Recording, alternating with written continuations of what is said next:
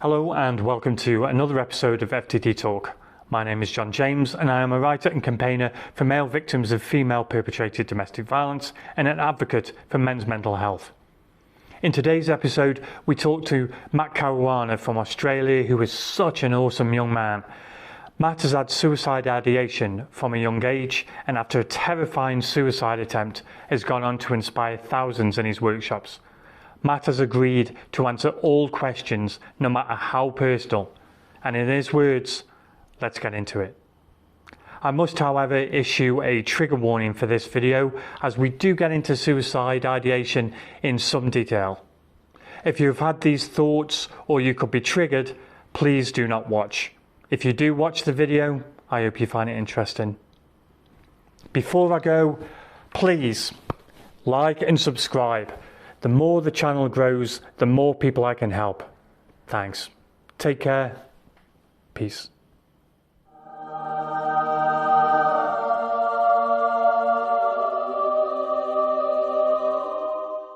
Well, Matt, welcome to FTD Talk. And thank you, John. It's good to see you all the way from Australia. Your story was really interesting to me and really got me. And if it's okay, I want to try and understand more about what happened. Can you first tell me about your childhood up until the age of 12, if you can remember? Childhood up until I was 12 was very interesting. As in, nothing out of the ordinary was there, right? And so from the outside, it looked like everything was good. You know, I was doing well at school. I got good grades. I did well at sport as well. Like from the outside, it looked like everything was going well. Personally, it's just me. Like when I sort of hit 11, 12 years old, I started feeling really disconnected with my parents in particular. Though it's not like there was anything wrong with the relationship. There wasn't any tension or any bad blood or whatever. It was just, yeah, I just never felt close to them. Was it a loving relationship? They showed love in the best way that they knew how to. They always wanted the best for me. I suppose it never felt close. Right. And do you know why that was? Was it just a feeling that you had? It was firstly, with my dad, I never felt close to him personally because at the time, I personally just didn't feel he was a role model. I didn't see him as someone to look up to at the time. I definitely feel differently about him now. And my mum, I suppose for personal reasons, which I'm really not sort of keen on going into, I didn't feel connected towards her at all. And at the age of 12, you began to see yourself as worthless, right? Yeah, because I'd felt disconnected to my parents, right? And everyone, like not everyone, but like I'd always hear just in day-to-day conversations, you know, everyone has a purpose in life. Everything happens for a reason. And growing up Catholic, I used to always hear that, you know, you'd find your purpose through God, through the Bible. And, you know, that really caused some tension inside me because I never really resonated with that. And so I'd ask myself, well, okay, if everyone has a reason, like, what's my reason? Why am I here? And that really, you know, got to me because I just didn't know how to answer it. I was 12 years old, right? And the only answer I came up with was, well, you know, I have no job. I live at home with my parents. I have, you know, no real place in society. You know, if I was gone and dead, nothing would be different. I felt I was worthless. Do you think that's a strange thing for a 12-year-old to think? Yeah, see, like logically speaking, it does sound like it. Though with the work that I do now, I've been blessed to run many workshops where I've seen young people as young as that, even younger, ask that same question of themselves. Yeah. Wow, that's just mind-blowing that something can make a child basically think like that, think their life is worthless when they haven't really had a life. that's the thing. They don't have the life experience to really have that answer like there. Yeah. And yeah, and anyways, that led me down like a whole wormhole because that was when my depression started. But I wasn't able to talk about it. You know, like I always like showing like as a man, right? We don't show our emotions. No one in my family opened up about their emotions either. All my mates, like everyone sort of just kept to themselves. So like I wasn't going to talk about it. Everyone else was smiling. And what were you feeling? What were your emotions and what were your thoughts, if you can go into that? As you said earlier, labeling myself as worthless was probably the heaviest one. Yeah. That was by far the heaviest. Feeling like I was a waste of space, that I was never good enough, and that no one loved or cared for me. Okay. So you felt distant from everybody then? Well, in that case, yes, because it started with my parents, right? Yeah. So I did feel the connection there. So I tried to feel connected to myself by asking some greater questions of me that caused pain. And so going there was not something I wanted to go to. And the next place that I went for connection was drugs. At 13 years old, I started experimenting, fell into some, habits, and was dealing to keep it up at the time. But yeah, I fell into a mild drug addiction at 13. Where does a 13-year-old get drugs? I mean, did you mix with the wrong people? Move in the wrong circles? So this is the thing, right? Like it always comes back to influences and the people that you're around. Yeah. And so personally, before my injury, I was very big into skating. I loved it. And at the time when I was 13, I would just leave my place for a couple of hours at a time. And every week I'd be going to the same skate park near my grandparents' place before we'd go there. Now I became mates with some of the guys at the skate park. I stepped over one of their houses, and I didn't see it coming though. That night they offered me, "Hey Matt, do you want to smoke some pot tonight?" Mm-hmm. And I wasn't too keen on it. I'd said, "Look, all I know about drugs is what I've learned from school. Like I reckon I'll pass." And he's like, "Look, what are you talking about? It's going to mellow you out. It's going to make you feel good." And when he said that, at the back of my mind, I've been feeling upset now, feeling worthless for 6 months. Yeah. And he is this key, like, make me feel good, or holy shit, maybe I could. And so I did smoke up with him. I noticed I wasn't feeling that way, though when I was, sober in the morning, those thoughts crept back in. Yeah. And so I noticed that, this was an outlet for it. And I made a decision within myself.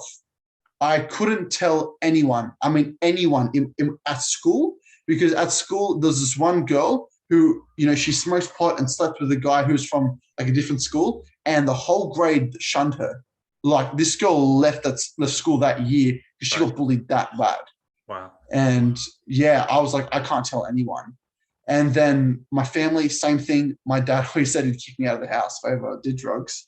So I never told anyone. But I was going on skates, right? I'd leave my house for a few hours at a time. Mm-hmm. I use that time to go, try to find someone so I could get high with. And I came across a guy eventually, and, I recognized the smell. So I approached him. I called him out. He let me smoke with him. Though when I left, he's like, "Oh, before you leave, take this." And he hands over a little bag of Coke. Now, I didn't want to touch the stuff. I was like, "Look, I'm good. Like, I don't do it." Yeah. But he's like, "Oh, it's your first line, right? It's not going to kill you. I'll do it with you." And he gets his phone. He lays out 2 lines. And so, yeah, I'm like, all right, how bad could it be? I did it with him. Now, this is the thing, right? Like, I thought weed was my answer. This was, I suppose, on another level. And I went through that bag pretty quickly. Mm-hmm. Though it was, when I went back to him, he's like, "Look, man, I've got plenty, but it's not for free. It's going to cost." And now that's where the dealing comes into play, where it's like, okay, I don't have a job. I'm 13. I feel the need to get Coke because Coke's going to be my fix, right? Yeah. But the only way to get Coke is the deal. So I felt Right. like there was a no-brainer. So I just went and did it. And I said, yeah. And that's how I got like involved in drugs. And yeah. So it's like just a massive snowball effect. You feel like you feel. The weed gets you high, so you feel better. And now you're moving on to Coke, and now you're a dealer. So it's just one massive snowball effect. If the way you feel equals that. Yeah, and it all comes back to that like emotional loop that I'm playing for myself, right? And B, you're absolutely right. And at what age did you, well, before that, did you self-harm before you had suicidal thoughts? I'm already thinking about suicide at this point. Oh, yeah. The moment I label myself as worthless, I'm thinking, why the fuck am I still here? And I had that thought. It was very heavy, man. So by 12 years old, you were thinking about suicide? Yeah. Yeah. It wasn't as heavy as it then culminated to be, though I was still thinking about it. And Coke was there, and I only went to it when times were really bad, when my thoughts were getting really dark, like suicidal thoughts were really lingering. That's when I would go to it, though that would be pretty often. But yeah, so I found myself in that world, though my girlfriend at the time actually got me out of Coke. Found out at a local house party that some of my mates at school had started smoking pot and that I'd gone and joined them. And she found out by one of her friends that I was high. And so she approached me. She's like, Matt, you have two options. Take me or take the drugs. There can't be either or. Yeah. And I suppose to her face, I said, look, I don't want the drugs. Like I'll leave them. I just want to stay with you. Though in my mind's this whole other story going on, right? Yeah. And I told her the truth. I was like, look, yes, I smoked pot that night, but it's not just that. I've been doing Coke now for 8 months. I've been dealing to keep it up. But it's not like it's for no reason. I've been, it makes me feel happy. Like I've been upset now for the past year. I've been, this is my way to sort of fix that. But she stayed with it, like her decision, me or the drugs. Yeah. But like I said, to her is this like, oh, look, I'll leave it, don't worry. But in my mind's a whole nother story going on of like, who do you think you are? Who are you to say I can't do? Yeah, right. I mean, all this stuff I'm just saying to myself. But she was right, and I knew it. And I eventually took a step back and I looked at myself and said, no, I think, she makes a good point. I think it is messing with me. And so I got out of dealing as a stepping stone. Yeah. And then it took me 3 months after that to actually stop Coke. I eventually did stop, and that felt like though I had given away my answer. And so I sort of felt the need to go after other things. And I started other habits like DJing, playing the guitar. I picked up the gym. Yeah. Now, if you don't mind, I sort of want to talk about the gym just and really focus in on it because cool. Yeah. This was a really big point for me, right? So I've quit Coke. I'm skinny and I then start the gym, right? I started the gym and I get these beginner gains come on. And I'll never forget, right? I was in the change rooms before we were going to go out to sport, and there was the boys in my class and the boys in the class two years above me, and we're getting change. And one of the older guys was like, "Wait, Matt's put on some muscle. Look at him go. Look at his body now." And I was like, "What?" And everyone's giving me all this attention, right? And now my ego is starting to like this, and so now I'm taking the gym extremely seriously. Now the connection that I'm always after this entire time, I'm getting, so to speak, from the external validation, right? Yeah. And then at the end of that year, we're on year 9 camp and we're at the beach. It's 15 minutes that I'm in the water. My mate comes out and he's like, "Well, Matt, Sir was talking shit about you, like to the other teacher. I'm like, what's he saying? Like, what have I done wrong? He's like, no. He thinks you're on steroids. He thinks you're on gear. Are you? And so now he's asking me, all my mates are asking me, everyone at camp's asking me. I'm playing this whole game of like, oh, I don't know, maybe, oh, I don't know, what do you reckon? Like really keeping people up in the air about it because it's feeding my ego. Yeah. I hadn't touched steroids, but the fact that people thought I was, it made me feel like, oh my God, I'm someone, right? And all that connection, I'm just getting more and more. And I had this idea in my mind. I was gonna bulk up, I was gonna diet, all for this one photo. I was gonna put it on my Facebook. And I did it. In 8 months, I put on 30 kilos. In 4 months, I dropped 20 of it just for this one photo. I uploaded it and it was exactly as I pictured, right? The exact pose and everything. Now, get this right. I uploaded this photo. All the likes, comments, friend requests, messages from girls, all that stuff. Yeah. Now, as good as this felt at the time, right? When I first put it up, it's funny. The world believes me. You know, Matt's doing well. Like, look at him. He's confident. He's rock hard. No one's going to mess with him. He's untouchable, right? Mm-hmm. The world believes it. But all the external validation in the world was not enough to heal an internal wound that's been there now for 4 years. Mm-hmm. That on January 9th, a week after I posted that photo, a week after, January 9th, 2016, I go and try to end my own life. Because all the pain that I feel deep inside and how I'm still not good enough. Yet the world believes something else. That to me is horrifying because you're searching for something that you're never going to get, really. You know, because that pain inside, that pain that you're feeling, that's what you've got to deal with. And you're looking for external solutions to that, and that's never going to happen. So on the night that you decide that you're going to end your own life, take me through that. I know I'm sorry that that you went through this, but I'm just trying to understand. And if you don't mind, you can say no. Just take me through that step by step of your thoughts and your feelings that night. I'll even start from like the morning of that day.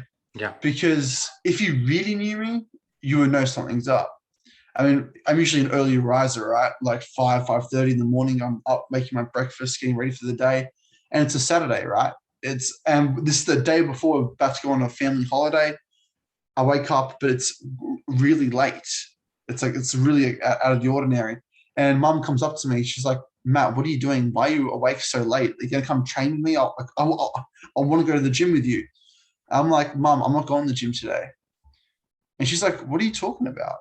I'm like, Mum, I'm tired. She's like, 6 days a week since you've started. It's a Saturday, the day before we're going on a holiday. You might miss gym for a week.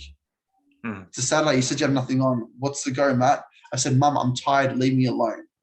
And I didn't want to go there. And I just kept to myself that day. But it was, later that night, about 10:30, give or take. I noticed everyone's lights upstairs are off. And so I turned my light off and just laid in my bed listening to some quiet music. Just, thinking those same questions that I had when I was 12 and the same thoughts. If I'd believed for 4 years that I've been worthless, why the hell am I still here? Why the hell don't I fulfill these answers that I've had lingering for so fucking long? And it just brought me to a point where I said I'd actually had enough. And I went to my phone and I went through my contacts on my phone, try to find someone that would care maybe the slightest bit if I wasn't here anymore. And the only person was my ex-girlfriend. I just laid out the message for her. And she, I mean, I sent the message and I didn't want anything stopping me. I was so certain I had to, like nothing was going to stop me. I sent the message, left my phone on my bed, and I snuck out of my house. And I went to went in my garage, and I went snuck out of my garage through this window. As a window, I used to sneak out all the time. I used to leave it a crack open, just so I could sneak back in. Yeah. No thought of that. I felt I had to shut it, and I did. Because the thing is, if I didn't shut it, I know how to way back in. But if I want to now get back in, I need to face my parents. Oh, but Matt, why were you outside? Why were you outside in the middle of the night? Right? There was no way I was going to face that. I already hadn't spoken to them. And it's a 15-minute walk from my place to my local shopping center. Right? And that's plenty of time to have a second thought, but there is none of that. The monologue of thoughts that are going through my mind like could give you nightmares, seriously. And let's just say when I get to the roof, like I planned exactly where I was going to do it, how I was going to do it, the time of day. I just didn't know when. Mm-hmm. And it was like this movie that I essentially played out. And I ran and I just threw myself over that edge. I really saw no other way. Wow. That's a powerful story, my friend. Even the room went dark when you were even on my side when you started telling that. It's the weather changed and the room went dark. Wow. So what happens later? What happens when you wake up? When I woke up, it was 2 weeks later. And the first thing you realize is you can't use your body like you used to. Not only are you limited with the cast on both your hands, the boots on both your feet, the neck brace you're wearing, but you can't feel or function half your body. Yeah. And you start freaking out because you're thinking, what the hell's going on? Why are the tubes going all the way through me and all this stuff as well? And there's one, if I'm honest, ICU is a blur. It is a pretty big blur. Though if there's one thing that I can remember as clear as anything, and it was heavy lingering thought that just kept saying, Matt, you only wanted one thing. And the fact that you couldn't do that right, how pathetic are you fucking now? If you're worthless, how pathetic are you now? So that just emphasizes all the bad feeling that you've had about yourself. Well, this is the thing. I'm not left with anything mentally or emotionally different. I'm just left in a physically worse situation. Yeah. With the same beliefs and same thought patterns that are going on. Yeah, it just amplified everything. So how do you move on from that? Because obviously you have accepted that, I guess. So how did you move on? Physically, I'm very lucky that I was 16. I had the physical capacity to quickly adapt to the wheelchair and all that stuff and getting around, being independent. Mentally, emotionally was a way different journey. It started though when I was now being in hospital, right? I'm 16 years old. I'm in the spinal ward. Everyone there's a lot older than me. They're all asking the exact same question. What happened? What happened? And you can't get away with saying you had an accident because everyone had an accident, right? Yeah. So I would say I had a fall. That was the most I'd ever say. Yeah. And everyone that came to visit, and even complete strangers in public, they wanted to know what happened, and why are you in the chair? Again, I'm an accident. I had an accident. All this stuff. I felt a lot of shame with it all because I'd failed. And though I was seeing psychologists twice a day, it drove me nuts. I didn't like talking beforehand. Why did anything change all of a sudden? Nothing did. I didn't like talking. And it was a week before I left hospital. My mum and I, we caught a train to Penrith and we went and got some piercings done. These 2 piercings on my eyebrow, like those dermals, I got them done. And, on way back, it was, kind of, when you get a new piercing, you kind of feel, look at me. I know you got some tattoos, so I'm like that with tattoos, yeah. yeah, it's the same thing, right? You get tattoos, damn, I look good. It's the same sort of feeling, right? And I halfway through the train trip, now this guy comes on. I never met him in my life. You guys call them bogans. You guys call them rednecks. We call them bogans, right? Yeah. And this guy steps on, and before he even sits down and looks to his right, he's just like, "What did you do to yourself? Fucking hell!" He just like sort of laughs at me. Bit harsh. Right? He's pretty loud as well. But I swear to you, I don't know what it was. It just sort of came out. Feeling good about my piercings, but also how abrupt he was. It just sort of came out of my tongue. And I said I attempted suicide. And He couldn't help himself. And he starts laughing at me. And he said, "That was pretty fucking stupid. Look at you now." That's yeah. That's a bit straightforward. Let's just say this guy had no filter. He had no shame. And I laugh at it now, right? But at the time, it was the most uncomfortable thing. But I woke up the next morning. I woke up with the sense of lightness that I never felt, and as long as I could remember. And I went and saw my social worker. And this was the first time I saw her without her having to chase me up. I shared what had happened, how the guy on the train made me feel, what that whole thing did for me. And she said, "Matt, maybe opening up to that guy on the train, made things a bit lighter for you. You woke up feeling lighter. But what if, Matt," and I'll never forget these words. "What if, Matt, you were to open up to the people close to you in life? Yeah. Could you potentially strengthen the relationship you already have with them?" And I didn't want to hear that. And I just cut the conversation there with her. Though those words stuck with me that entire day, because she made a good point with the guy on the train. And so when my girlfriend came to visit me that afternoon, I made a decision to actually be real with her. What my social worker really stuck with me, what she said really stuck. And I was open with my girlfriend, and get this right, 4 months ago, before this point, I'm the most ripped, most muscular I'd ever looked. And now I'm in a situation where I'm scrawny. My muscles are melted. I'm in a wheelchair. Half my body doesn't function. I can't feel half of it. I'm comparing myself to the way I used to be. I'm being real with my girlfriend, and she's telling me, "Matt, this is the first time you've been real with me, I feel like, in our entire relationship the past 3 years. But not only that, this is the closest I've ever felt to you, and I've never loved you more." Wow. And words can't express the level of emotion going on inside of me in that moment. I bet.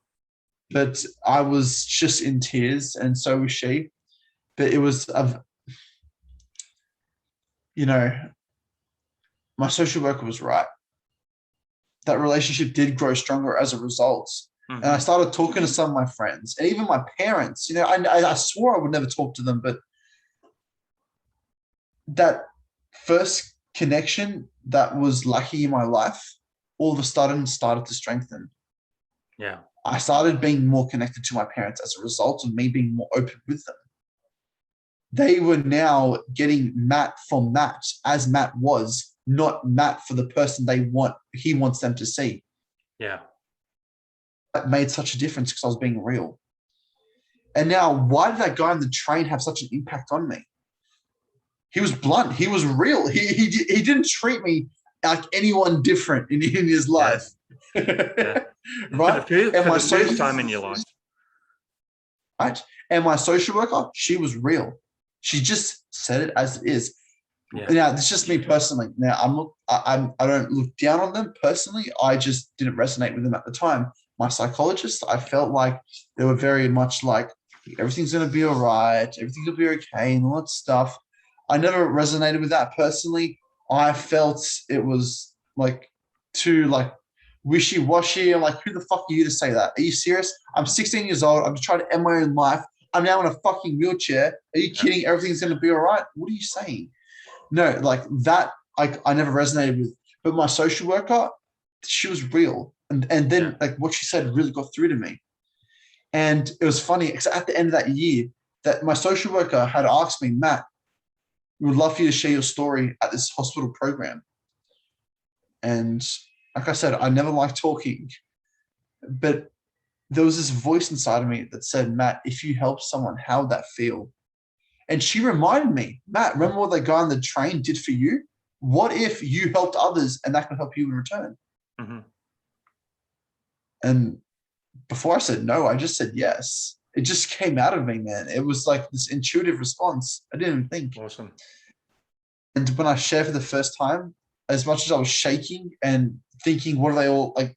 They're probably all judging me, and I don't know what they're all thinking of me. Mm-hmm. Result, they came up and shook my hand and said, Matt, I got a lot from it. You inspired me, and thank you. Now, after that, my mind is like just overwhelmed.